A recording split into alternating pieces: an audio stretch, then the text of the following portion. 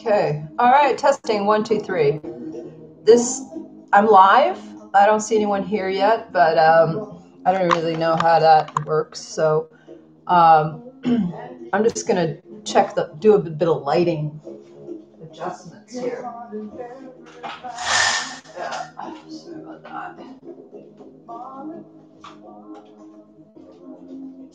Okay, good enough. All right. I'm hoping you can hear this song. This is the Commodore's Night Shift. I believe it is Night Shift. Yeah. And this is about Marvin Gaye. And this is because he was moved by his father, and of course he was a very loved R&B singer.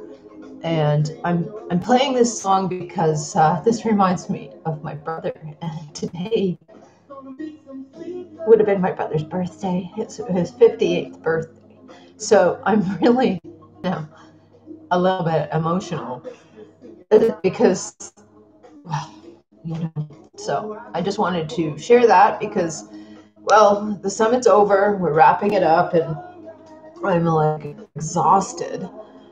Plus, it's my brother's birthday today, April 24th. No, that was my birthday. August 24th. He was born in 65. And yeah. So let me try to collect myself and move on here. I'm not really sure how to. This is the first live stream I've ever done, and I'd like to interact with the images, but I don't even know how to do that. So I think probably right now, I don't know. I don't know how this is going. Is that better? All right. Anyway, we got 2 thumbs up. Excellent. And there's 4 people here. Okay, so there's something happening. Thank you. I'm going to have to do the real interview with myself later. I'm going to take that down. I don't know if you can see that, but yeah, I'm just going to stop it. Okay, so, all right. Thanks, David. Hi, I see you there. Thank you. All right, so, yeah, I want to thank, I'm wrapping up the summit today, and I want to just thank everybody. What a Herculean effort this was. And, oh, man, I mean, the energy and the focus in August, well, it was July, it started earlier, but really July and August were the huge focuses of this. And I don't mind because, it wasn't really a great summer anyway. And, it's for the best cause I can think of, which is redeeming my my bloodline. All the negative things that were done to my parents and myself, my sister and my brother, and all the negative consequences that we suffered. I'm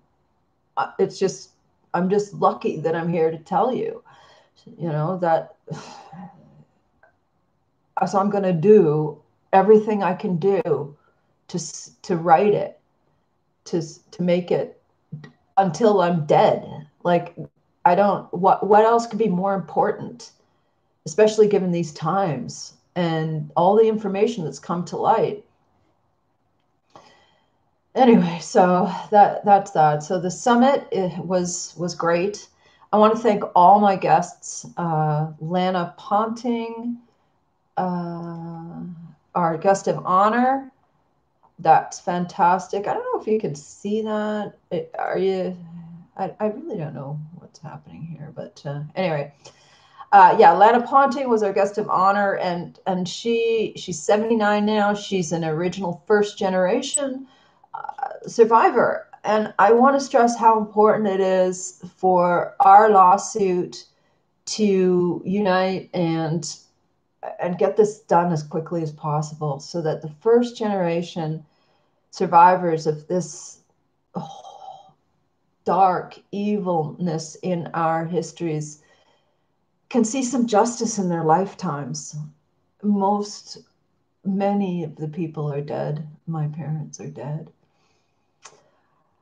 You know, going through this and understanding what they went through gives me quite a bit of perspective on them that I didn't have, that I wish I had. You know, I blame them for so many things. Some of it, you know, was right, but I can't. It would have been great if they had told me the truth. But obviously, the darkness of this all. Yeah, thanks, David. You're right. Time to crush trauma-based mind control once and for all. Thank you, Ken. Thank you so much. There's going to be more, and I'm going to do a, more comprehensive final stream when I just feel more up to it. I just wanted to wrap it up because I've got so many things to do now, which is, getting my van together and get across the country, and now I got to plan the trip. So we're feeling optimistic. We know that all the judges are now, they're awarding people these settlements. There's no question that this was not right there, that it was against the law, that this was trauma-based mind control that didn't do anybody any favors. And there had to have been, like, I would say 100,000 people that went through that hospital, and none of them came out any better, and most of them were destroyed. Everybody in Quebec knows. They all know. Just that it's now 70 years past. So 70, 80 years ago, lest we forget. Let's not. This is as meaningful as any war survivors. And I mean, I could go on about just how traumatized I was, and that I still am, and that and how much I had to work through alone, or with my peer group, whoever was around me at the time, to try to overcome this. I don't think anyone can ever fully overcome it, because it's just something that's out there now. It seems to be the cult that is all connected at the top, and I tried to connect those dots with our guests. It's still out there running things, if you haven't noticed. But the exposés are becoming more and more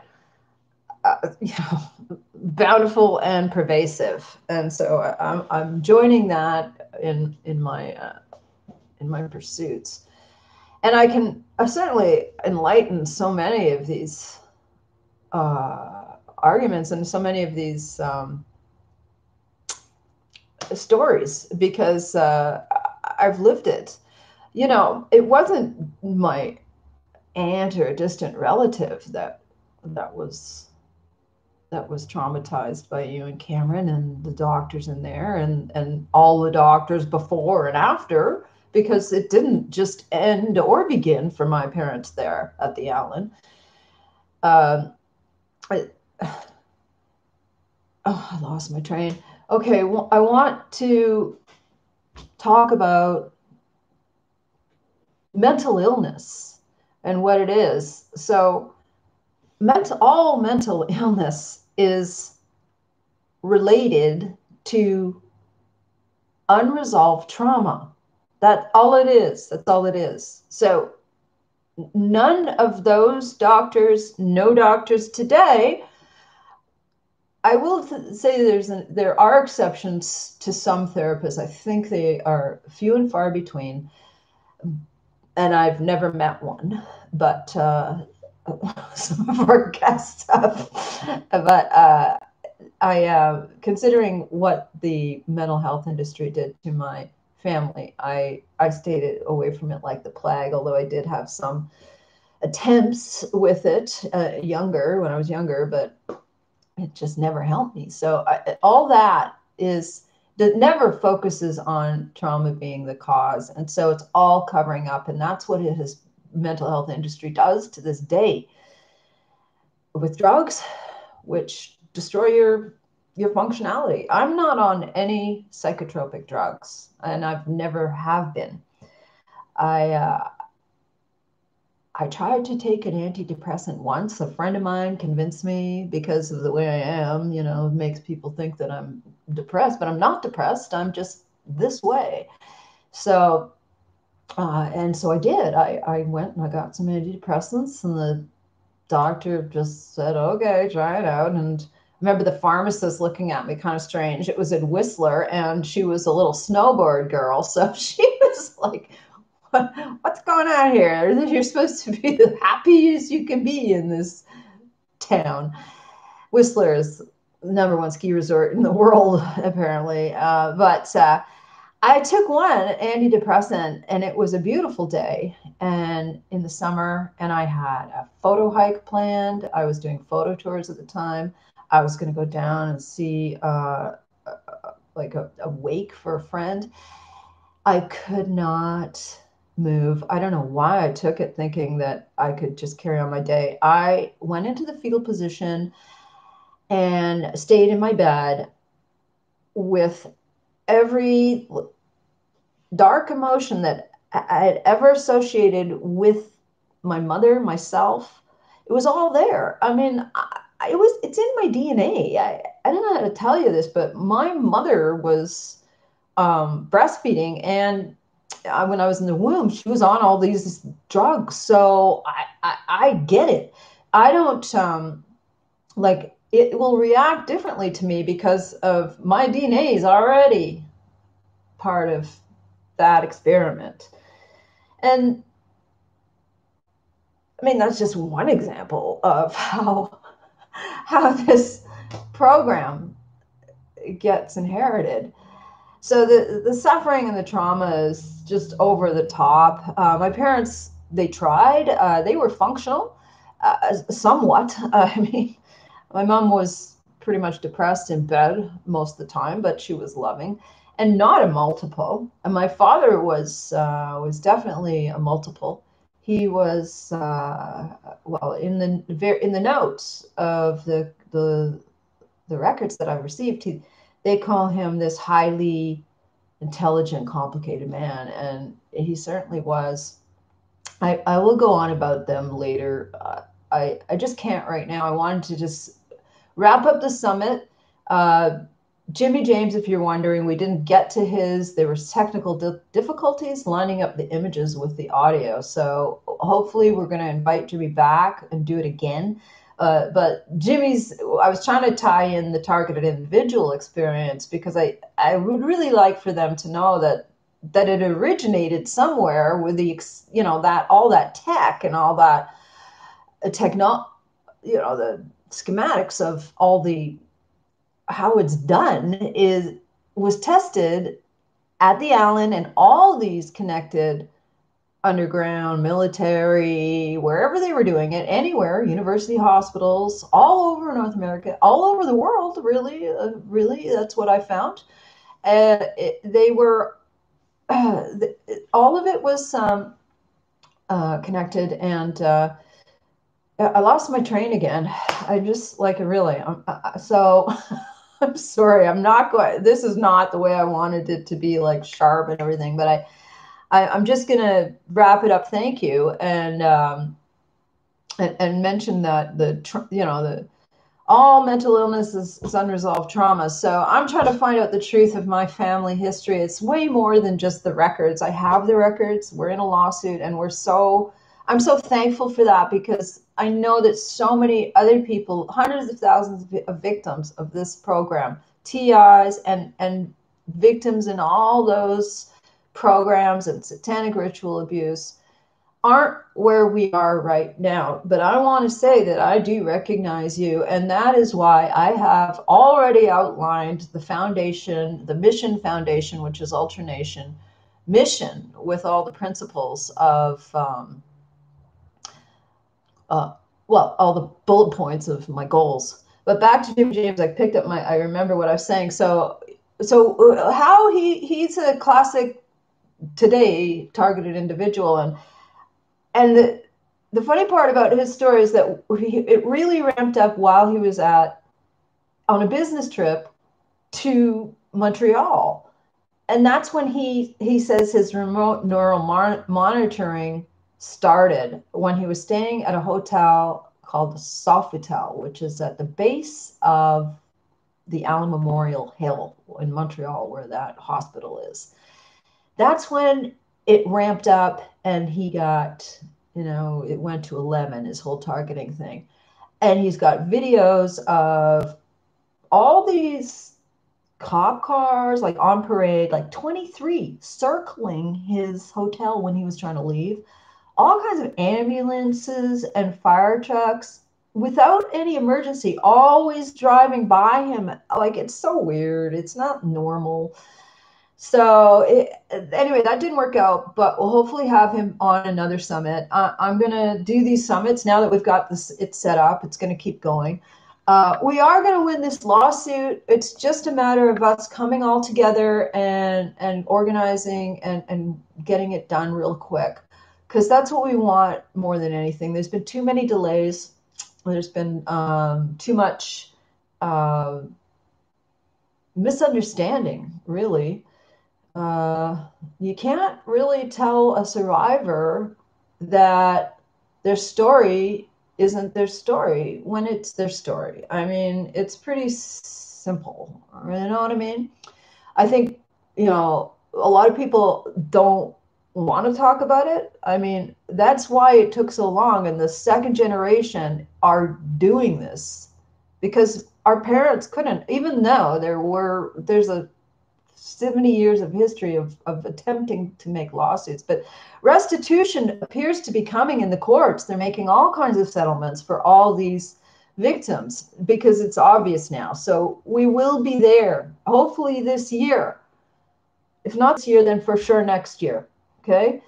And then all this I can keep going with all these remedies for myself and for as many other people that want to participate with their own healing or understanding or discovery, because there's quite a lot of inquiry as to what these programs were about. And MK Ultra, it's been, blowing up on the internet for the 5 years that I've been involved. So that's kind of all I'm going to say right now, because I'm depressed today. I'm not normally depressed, but I'm down. It's my brother's birthday. He would have been 55. Yeah.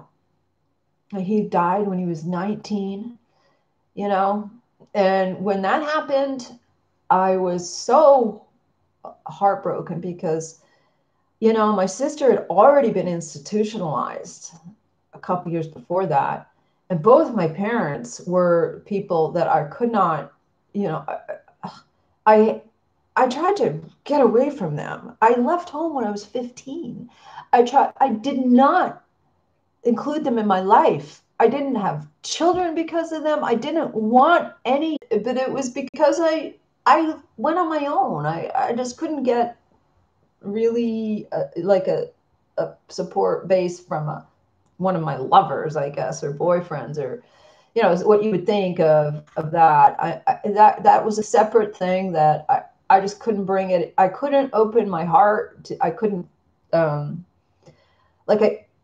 just didn't know how to open the discussion. It was so crazy. And if I ever did, it was, I just didn't have the tools or the context, and either did they. So it was not something that worked for me. Plus I had goals and ambition, which now it's coming together. Well, actually, I mean, I spent 20 years as a successful person in business, and I still am. So, I have surmounted that, but I want to heal my being, and I know there's so much work to be done. The Ultra Nation Foundation outlines it. It's one of the campaigns, which is under the campaign button, and the Summit's over, good, done. The next one is the rally, Walk With Us. That's Montreal. It's September 18th on the steps of the Elm Memorial. I mean, what a time to be doing this. But because of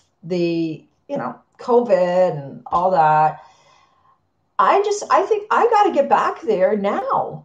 This may be the last time I ever see my sister, my mentally disabled sister. She wasn't mentally disabled when she started out. It was more, they just threw her in the program, and then she, like, trouble, unresolved trauma.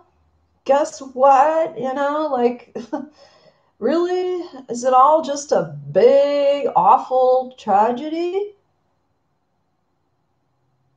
Okay, so Debbie just question. Hello from Debbie from Chicago. Hi, Debbie. Where's the place to go on Targeted Individuals Day, August 29th, 2020? I can't tell you. I don't know. It's around.